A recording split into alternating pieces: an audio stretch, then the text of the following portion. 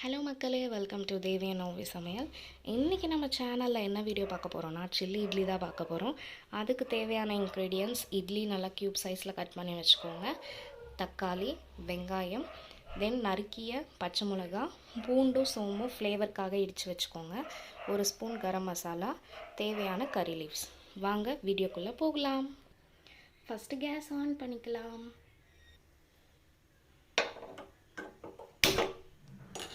On பண்ணியாச்சு. ஒரு கடாய் வச்சுக்கலாம். கடாய் இல்லைன்னா பேன் எது வேணால் வச்சுக்கலாம். நம்ம கடாய் வச்சுப்போம். கடாய் நல்லா ஹீட் ஆனதும் தேவையான அளவு எண்ணெய் ஊற்றிக்கலாம். ஸோ கடாய் நல்லாவே ஹீட் ஆகிடுச்சு. இப்போ நம்ம ஒரு ஸ்பூன் ஆயில் ஊற்றிக்கலாம்.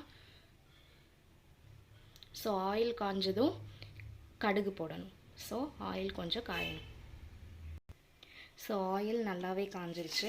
இந்த ஸ்டேஜில் கொஞ்சமாக கடுகு சேர்த்துக்கலாம். கடுகு நல்லா பொரிஞ்சதுக்கப்புறம் கொஞ்சமாக கடலைப்பருப்பு,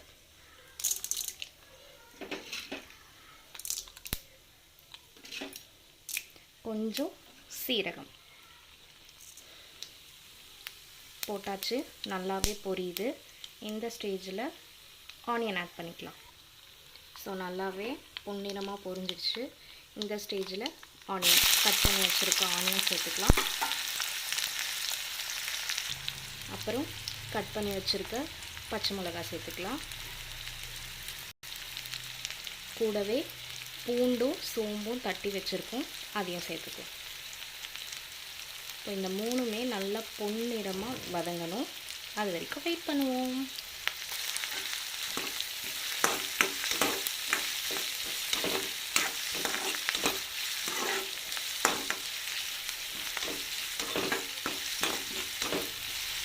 ஸோ இந்த டிஷ் ரொம்பவே டேஸ்ட்டாகவும் இருக்கும், சுவையாகவும் இருக்கும்.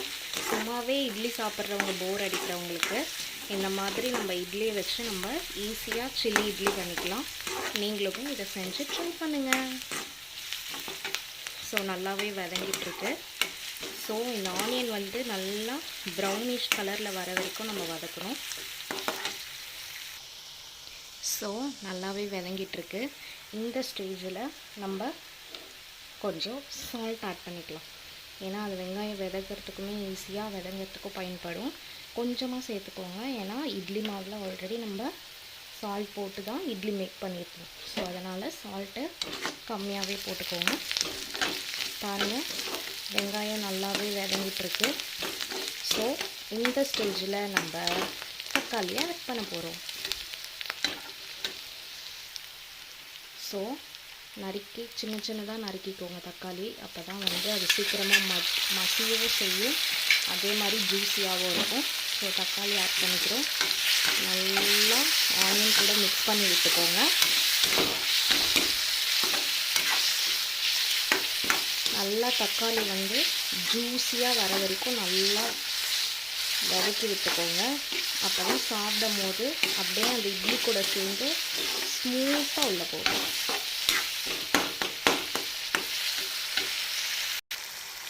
ஸோ தக்காளி வந்து நல்லா ஜூஸியாக வதங்கிடுச்சு.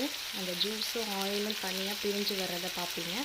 ஸோ இந்த ஸ்டேஜில் நம்ம கருவேப்பிலையை ஆட் பண்ணிக்கலாம்.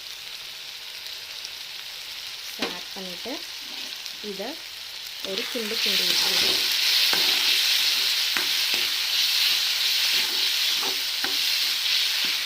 ஸோ நல்லாவே ஜூஸியாக நம்மளோட தக்காளி, வெங்காயம், கருவேப்பிலை செம்மையாக வதங்கிடுச்சு. நல்லாவே வாசம் வருது. இப்போது இந்த ஸ்டேஜில் நம்ம மசாலா ஆட் பண்ண போகிறோம். ஒன்றுமே இல்லை, சிம்பிள் தான்.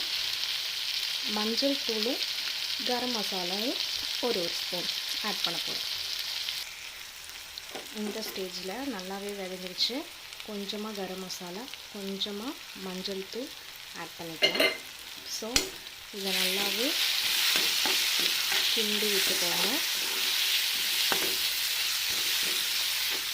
ஸோ ஒரு கிரேவி பதத்துக்கு நல்லா வந்துருச்சு. அந்த மசாலா பச்சை ஸ்மெல் போகிற அளவுக்கு ஒரு 2 to 3 minutes நல்லா வதக்கிக்கலாம்.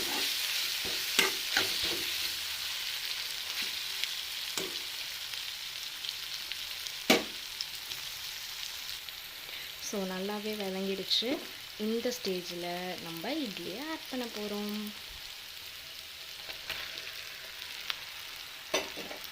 ஸோ இந்த மாதிரி க்யூபாக இருந்துச்சுன்னா சாப்பிட ஒரு டெம்ப்டிங்காக இருக்கும்.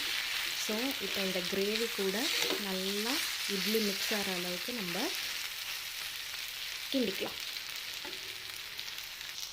ஸோ நல்லாவே நம்ம மிக்ஸ் பண்ணி விட்டாச்சு. இப்போ பார்த்திங்கன்னா அந்த கிரேவியோட அந்த இட்லியும் சேர்ந்து பார்க்கும்போதே ஒரு டெம்ப்டிங்காக இருக்குது. நீங்கள் நான்வெஜ் லவராக இருந்தீங்கன்னா இது கூட மசாலா கூட எக்குமே சேர்த்துக்கலாம், ரொம்பவே நல்லாயிருக்கும். ஸோ இந்த மாதிரி கிறிஸ்பியாக இருக்கும். ஸோ இதை சுட சுட சாப்பிட்டிங்கன்னா அப்படியே சும்மா ஜம்முன்னு அண்ட் கும்முன்னு இருக்கும். ஸோ பார்க்கும்போதே நல்லா டெம்ப்டிங்காக இருக்குது. வாங்க பிளேட்லிங் பண்ணிடலாம். ஸோ பிளேட்னிங் பண்ணியாச்சு. ஸோ நம்மளோட பிளேட்டிங் பார்த்திங்கன்னா ரொம்பவே சிம்பிளாக தான் இருக்கும். ஸோ நெக்ஸ்ட்டு வாட்டரும் வச்சாச்சு. வாங்க நம்ம பிடிச்சவங்களுக்கு கொடுத்து டேஸ்ட் பார்க்க சொல்லலாம். ஸோ ஓகே மக்களே, சாப்பிட்டு பார்த்துட்டு ரொம்பவே நல்லா இருக்குன்னு சொன்னாங்க. ஸோ அடுத்த வீடியோவில் என்ன கமெண்ட் பண்ணுங்கள், என்ன சமைக்கலான்றத. ஸோ எங்களோட சேனலை சப்ஸ்கிரைப் பண்ணிக்கோங்க, லைக் பண்ணிக்கோங்க அண்ட் கமெண்ட் பண்ணுங்கள் நெக்ஸ்ட் என்ன டிஷ் சமைக்கலாம்ட்டு. ஓகே, பாய்.